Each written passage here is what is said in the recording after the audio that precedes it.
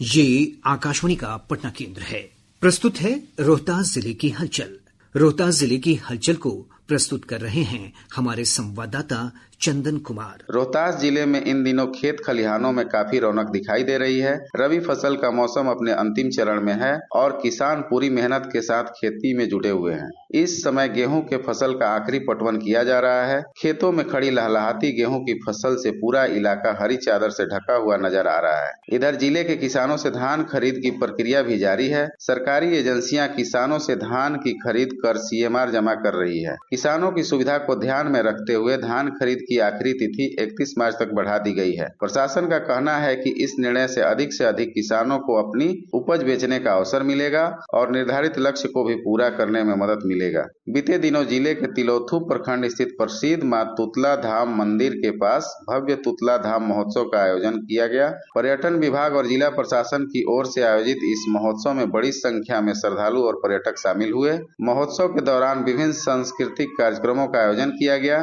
जिसमें स्थानीय कलाकारों ने लोकगीत, लोक नृत्य और अन्य प्रस्तुतियों के माध्यम से लोगों का मनोरंजन किया। इधर चेनारी प्रखंड क्षेत्र में दुर्गावती डैम के समीप गुप्ता धाम महोत्सव का भी आयोजन किया गया। इस आयोजन में बड़ी संख्या में श्रद्धालु और पर्यटक पहुंचे। जिले में अंतर्राष्ट्रीय महिला दिवस के अवसर पर कई कार्यक्रम आयोजित किए गए। सासाराम स्थित चंदन शहीद पीर पहाड़ी पर बच्चियों और युवतियों के लिए ट्रैकिंग अभियान का आयोजन किया गया। आगामी बिहार दिवस को लेकर जिले में तैयारियां शुरू हो गई है। 22, 23 और 24 मार्च को उन्नत बिहार उज्जवल बिहार थीम के साथ 3 दिवसीय कार्यक्रम आयोजित किए जाएंगे। इसको लेकर जिला पदाधिकारी उदिता सिंह की अध्यक्षता में गत दिनों आयोजित बैठक में कार्यक्रम की विस्तृत रूपरेखा तैयार की गई। इसके साथ ही बिहार दिवस के अवसर पर स्कूलों, कॉलेजों और विभिन्न सार्वजनिक स्थलों पर सांस्कृतिक कार्यक्रम, खेलकूद प्रतियोगिताएं, वाद विवाद, निबंध लेखन और चित्रकला प्रतियोगिता का भी आयोजन किया जाएगा। रोहतास जिले में पीएम विश्वकर्मा योजना के तहत जागरूकता कार्यक्रम चलाए जा रहे हैं। पिछले दिनों जिला मुख्यालय सासाराम स्थित रेलवे मैदान में 3 दिवसीय प्रदर्शनी सह व्यापार मेला का आयोजन किया गया।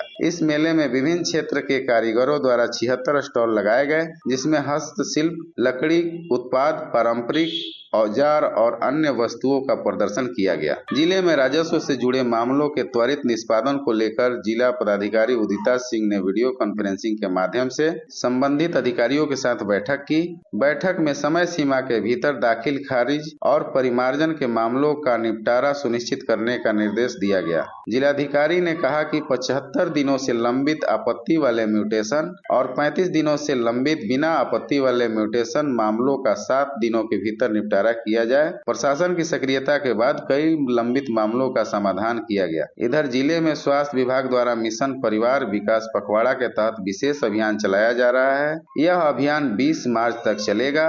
इस अभियान के तहत जागरूकता रथ के माध्यम से गांव-गांव जाकर लोगों को परिवार नियोजन, मातृ शिशु स्वास्थ्य और स्वस्थ जीवन शैली के बारे में जानकारी दी जा रही है। रोहतास जिले में मिशन परिवार विकास अभियान के तहत परिवार नियोजन सेवा पखवाड़ा का शुभारंभ किया गया। इसके साथ प्रधानमंत्री सुरक्षित मातृत्व अभियान कार्यक्रम का भी विधिवत शुभारंभ किया गया।